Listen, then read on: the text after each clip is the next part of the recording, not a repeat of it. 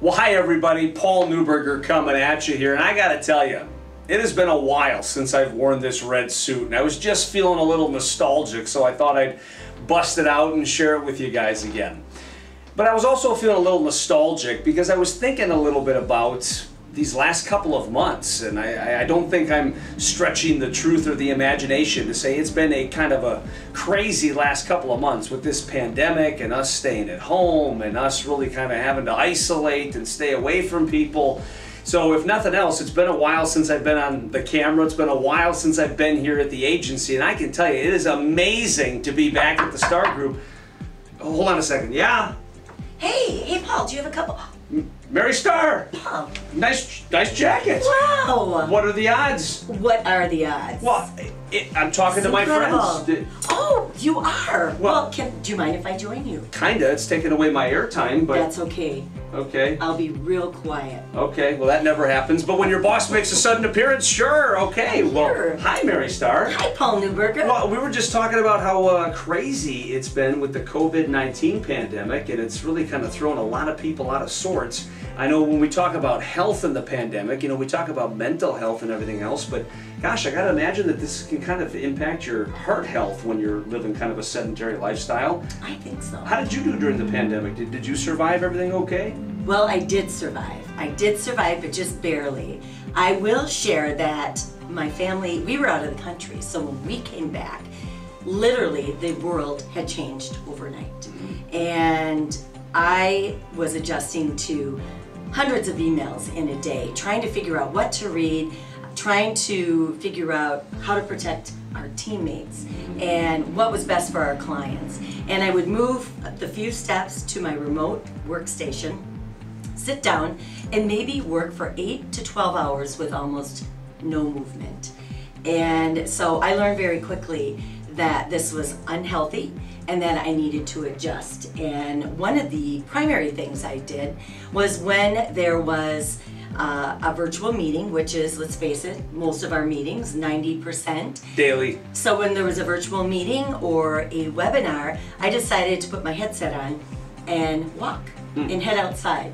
And I was walking up to 68 miles while I was working a day. Wow. Well, that would explain so many typos in your emails because of all the walking that you were doing. It was a challenge. Yeah, it was a challenge. I can imagine. Yes. Well, yeah, and that's what Mary and I wanted to chat with you about briefly here, because being as ambassadors as we are for the American Heart Association, this is a challenge for your heart health as well. The sedentary lifestyle, not moving, joint pain, all those other kinds of things, and just getting out there and moving. And I know we're not back to normalcy yet. I mean, heck, some of these organizations aren't even opening up until early to mid 2020.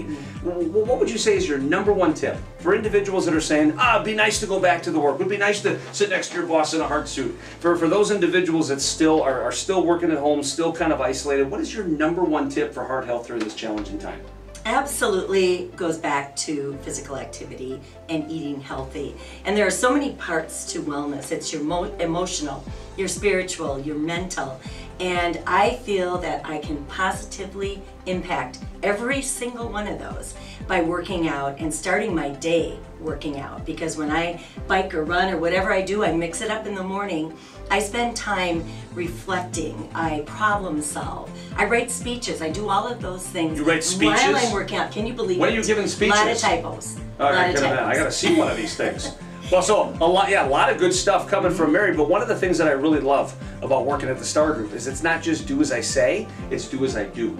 Now, under your leadership and the leadership of our management team, we're doing a lot of innovative stuff to support the Heart Association during this time. Could you talk to that briefly? Absolutely.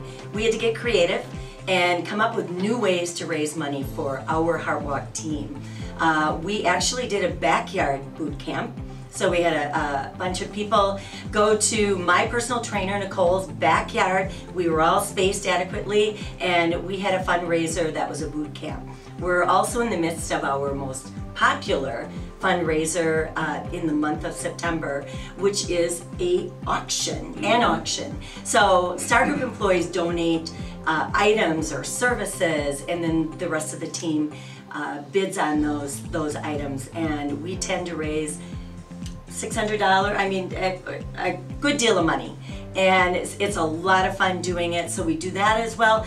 have gotten pretty creative, come up with various things, various ways, and also just to let the community know that we support the Heart Walk. Our Lions will be in their heart attire as well. Pretty exciting. She talks about the auction. When she says 600, she means 600,000, because those Neuberger 8x10s that are autographed, those things just fly like hotcakes. Hotcakes. We cannot keep them in stock. Nope, they're gone. Speaking of can't keep them in stock, we're going to end on this. Please do your part to support the American Heart Association. You know, Mary and I are very passionate about this, whether it be as a volunteer, whether it be doing a virtual heart walk, heck, maybe even making a donation. Some of the spare change in your couch cushions, those things add up pretty quickly. On behalf of Mary and myself in these really stellar jackets, anything you can do to support the American Heart Association would be awesome. And Mary, it is a blessing to serve with you, my friend. Thank you, my friend Paul. Have a great day. Bye, everybody.